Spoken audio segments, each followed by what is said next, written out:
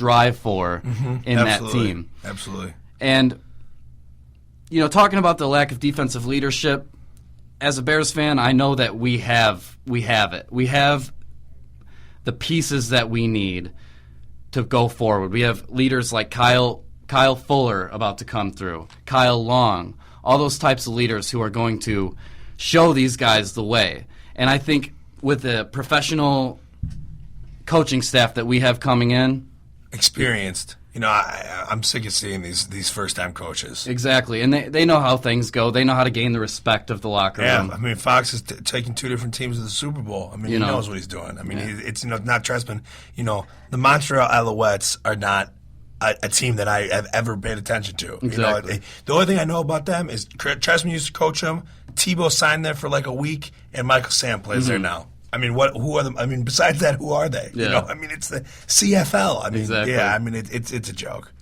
Yeah, just the lack of leadership was just it was really hard to see, Josh. It hurt me as a Bears fan. Yeah.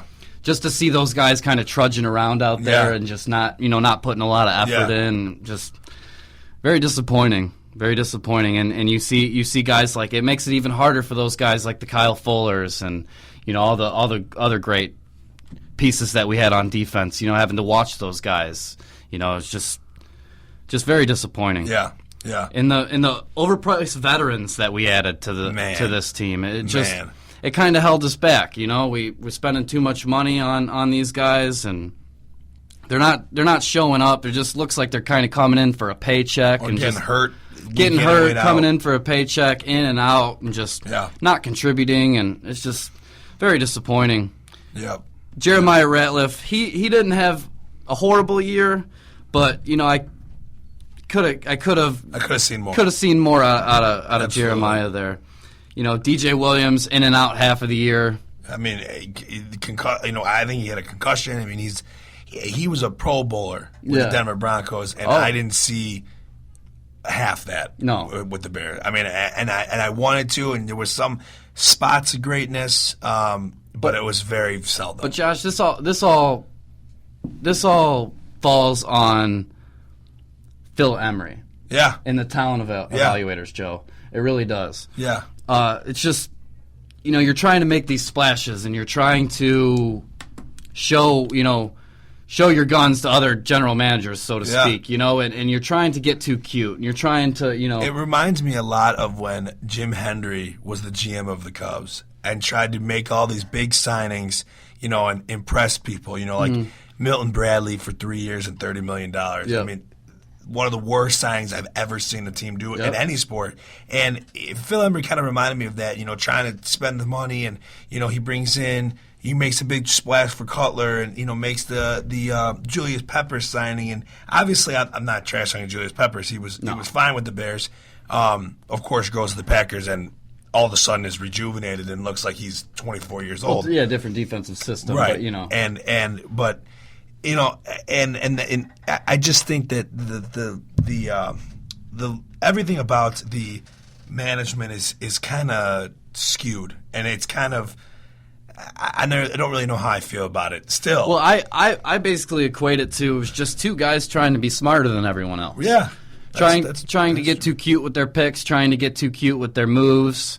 Just not a very good group there. Yeah. They just you gotta have some communication, and you gotta have some consistency with what you do. Absolutely. And I don't think they ever had that. You're listening to ChicagolandSportsRadio.com. And on the defensive end of the ball, there was a real lack of defensive leadership, real lack of anybody really there to lead them in any way. And once Brian Urlacher left, it was like, who's there? Who's there to lead them? Lance Briggs was trash, really. I mean, he didn't really do anything as far as leading the team, and they really lost that veteran presence. Honestly, ever since Urlacher left, he put a little harsh, but he kind of looks like a lost puppy out there. Oh, no question. I completely agree. You got even when Julius Peppers was there, he had some great leadership and a great veteran presence, and obviously seeing him go up to Green Bay was hard for many reasons, but one of them was because he was, as far as the defensive line goes, really one of those guys that led the team, that kind of set the tone for the rest of them. You're listening to ChicagolandSportsRadio.com. He left a year early, to be honest. Oh, yeah. Because he thrived in the 3-4. Oh, yeah. And we are now, obviously, at a 3-4. Yeah, he killed it in Green Bay. It was kind of sad to see. So, yeah, it was definitely sad to see him leave. And, like I said, the defensive leadership was awful last year. Nobody in the right position. The safeties all over the place. Oh, yeah. Safeties were a whole nother conversation. Yeah. They were atrocious. Yeah, just basically like we're putting out college players out there. Yeah, basically. And misfits from other teams, people that are just kind of castaways. Not in the right place. Mundy had a decent campaign. I like Mundy. Mundy had a decent campaign. I do like Mundy. I think he had a couple, real nice plays, a couple Sports Center top 10 plays. Yeah. He was pretty good. Yeah, when you see somebody actually putting out the effort there, they may lack a little bit of talent, but if they're actually putting the effort out there and you consistently see it, like Mundy did, I see somebody like Tim Jennings. I don't think that he was consistent in his play during the losing Charles Tillman to injury was big for Jennings. He really lost his oomph, if you will. All kinds of leadership that we lost. It was Tillman and Urlacher and all these guys put all the players in the right position. They thrived with those players because they were leaders. And like we talked about earlier, Mark Trestman.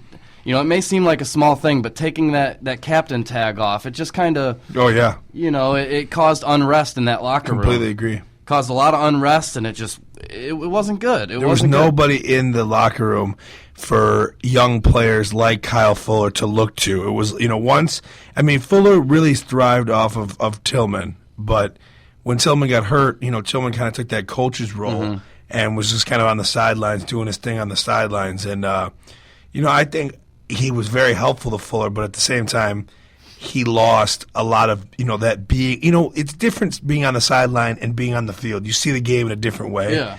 And just seeing, him lose that presence of Tillman, being on the field, telling him where to be, you saw his performance dip, not quite as much as Jennings. Jennings looked like, Jennings went from a Pro Bowler literally to just a player. To just another guy in the mix. And, he obviously had a few good plays. He wasn't absolute trash, but he wasn't Tim Jennings. The Tim Jennings we know, the Tim Jennings we've grown to really love watching play. He was not. That's not who that was. Not at all. And it was really sad, because we're talking about a historic franchise. Oh, and an historic known for great defensive play. Mainly, like we were talking about, fell apart on the defensive end. Yeah. No one was ever in the right place. No. It was just unrest, like I said. It was awful. And those guys, Tillman, Urlacher, all those players really kept everyone together. And to be honest, as sad as it is, we kind of became a joke. Oh, on both I both think that's sides, putting it nicely, to be honest with you. On both sides of the ball, and it was extremely disconcerting as a Bears fan. And watching until I didn't see any emotion in Trestman's face the entire time being with the Bears until week 17 against Detroit. All of a sudden, he's on the sidelines, fired up and yelling, and it's like, Trestman. Thanks, but thanks, but no thanks. Yeah, he's literally just like, what I saw was a guy trying to get job offers, and now that my job's clearly on the line, I'm gonna go out of my way to, fire these guys up who clearly don't respect me at all because of the way they've been playing. They look like crap, and so I really think that. It was time for a change as far as the coaching staff goes, and as far as a lot of defensive players go. I like the fact that Briggs has moved on. I don't think we're gonna miss him. Nothing left. No, nothing left. And Tillman to the Panthers is a shotgun to the heart. I think I really don't like the fact that we let him go. simply because I kind of wanted him to play and then kind of pull that Jason Kidd where, he retires and then we would hire him right away as a defensive backs coach because he's really solid, and I think that we're going to lose even more leadership with him gone. Well, that's what he's going to be in Carolina. He's going to be a defensive backs coach. I mean, regardless, he's still on there as a player, but he's going to be a defensive back coach because you can tell that his body is failing him as absolutely as historic of a player, and I believe should be a Hall of Famer. I could completely agree. I think his body's falling apart. 2 torn triceps, in a row. It's hard to come back. Yeah, it's just and you could see his those tears on that one game when he tore it. Yep. It told me that his career was over, and he knew it. Yeah, I think so too. I thought he was done. His career of playing at a high level was over. That's I didn't think he was coming back for another season, but that's why I say in Carolina he's a glorified defensive backs coach. Yeah, he's going to be out there to teach those guys, and who better than Tillman? Like I said, it's kind of a shotgun to the heart. Yeah, same with me. He's just a great player and exemplifies everything that an NFL player should be. Yeah. On and off the field. Oh, for sure, and it shows that a solid coach has a lasting influence because who does he go to play for? His old coach, Ron Rivera, who is by far our best defensive coordinator that we've had in the past, 10, 15 years even. I mean, even going back, to, the 90s, we never had a good defensive coordinator except for when Rivera finally took over. And, I mean, he, installed that, reinstalled that Bears drive and that the leadership in Urlacher wouldn't be Urlacher without Ron Rivera. I truly believe. I don't believe a college safety coming out of college automatically turns into a Hall of Fame realistically middle linebacker who while he was playing it was him and Ray Lewis faces of the position, and he wouldn't be that without Ron Rivera, and that's why the fact that we have we need to install that same thing with the new coaches, young players. Get rid of those old guys that are trying to linger. We need to completely revamp this whole organization because, I mean, like both of us said, I mean, it was tough to watch last year. It really just shows how important coaching is in the NFL. Oh, yeah. Just a quick, tidbit here, like the Cleveland Cavaliers with LeBron James. He's basically the coach. That's why I say, there's differences in sports. In NFL, head coaching is so important. So important. And it's so vital. I mean, when you have a mind like LeBron James on your team. Of course. You don't need a coach. I mean, but the thing was, in my opinion, Mark Trestman is not an NFL coach. Maybe a coordinator. Maybe might do good in Baltimore as a coordinator, but no, not as a head coach. No chance. And like we touched on before, it's just constantly Emery as well as Trestman.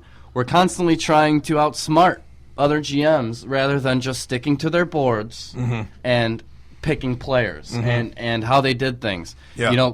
Kyle Long was a great pick. Oh yeah, great pick. Yeah, and I questioned that at first, but now me too. But now it's now everything's good. It's just they were constantly trying to outsmart people. Like I said, with the Brandon Harden pick, was just ridiculous. Atrocious. You cannot spend a pick like that and have him not contribute whatsoever. Yeah, you just can't do it. You're listening to ChicagolandSportsRadio.com. So, anyways, we're going to talk about these overpriced veterans that we brought into the organization. Yeah. We got Jared Allen, who had an awful season. Yeah. Jeremiah Ratliff, who he was solid. He stood up in the middle, but I think that's because his professionalism. Oh yeah, he came from Dallas. I mean, yeah. I mean, as much as I am not a fan of Dallas, they installed the right attitude in their players. Yeah, I have a lot of respect for those players, and I watched as a fan. I watched and I saw who was pulling their weight and who was dragging their feet. Yep. And I'll say right now that Jeremiah Ratliff was not dragging his feet. No way. It's a bit of lost a step, just like Tillman, And DJ Williams was an absolute bust this year. I mean, yeah, the injuries. I mean, how many games did he play in? Like 6. It could have been less than that. Yeah, I mean, and the thing is that when he did play, he made plays, but the injury risk is just unbelievable. And I was a big fan of him in Denver, and I was really excited when we signed him. And just the simple lack of of minutes on the field was just like, we spent money on nothing. I mean, it was like we were paying this guy to sit on the sideline wearing a brace. And that goes back to the point of